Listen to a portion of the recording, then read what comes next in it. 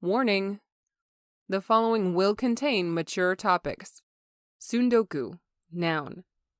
Language of origin, Japanese. Meaning: the act of acquiring books but allowing them to pile up unread.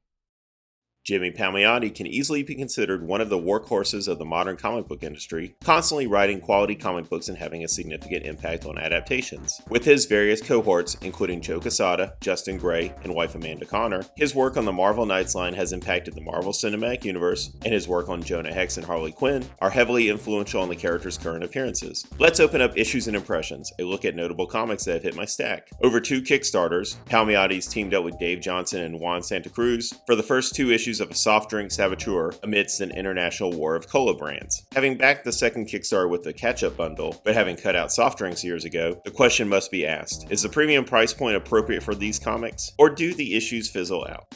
Comics, games, animation, and a variety of henshin credible superhero shows from Japan. Chad Bonin guides you through the Tsundoku Zone.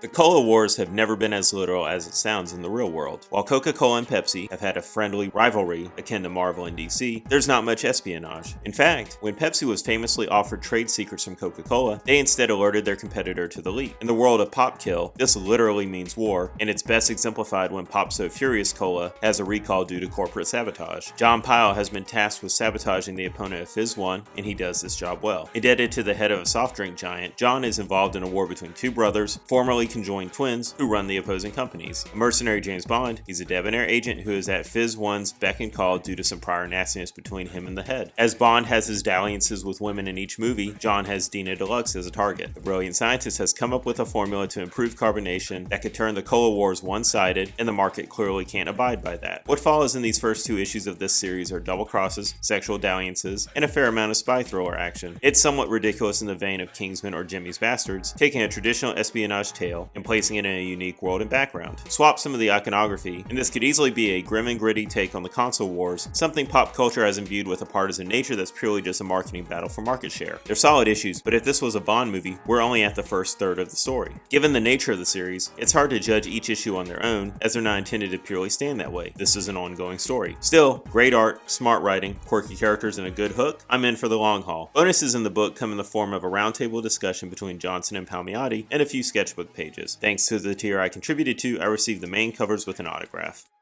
Part of the fun of being a Kickstarter backer is that you get to support projects based on the people creating them, not the company that's commissioning them. I've had the luxury to meet Palmiotti a few times in person, and even share a personal Darwin Cook story with him. Having experiences like that at a convention means the world to me, versus standing in line for hours to get an actor to sign an action figure is what I'm getting at. That being said, if I was walking into a store and paid the same amount of money for these 2 issues that I did on Kickstarter, I would be a bit disappointed. The stories themselves are fine, but bigger name publishers and comic book stores both would have a higher page count at a lower rate. But as a Kickstarter backer, I'm fine with this. I picked up 2 books from creatives that I know and like to support, and this model lets me fund people that I like and the projects they want to pursue. And if Pop Kill was a regular book in regular times, it'd be an easy suggestion to subscribe to, something you'd expect out of Aftershock, Boom, or Image. If you're on the fence, or are just a digital comic collector though, you may want to wait for the inevitable 3rd issue and get a catch-up PDF tier. Me, I like comics physical when possible and my creators backed in advance. That's it for the Tsundoku Zone, but the stack never ends. This program is brought to you by the support of members of the Tsundoku Zone Patreon. If you enjoyed this episode and have the means, please consider joining to keep the show running and get an inside look on the production. Hey Vern, I guess you've been reading about the Cola Wars. Yeah, Vern, the big two have been going at it toe to toe.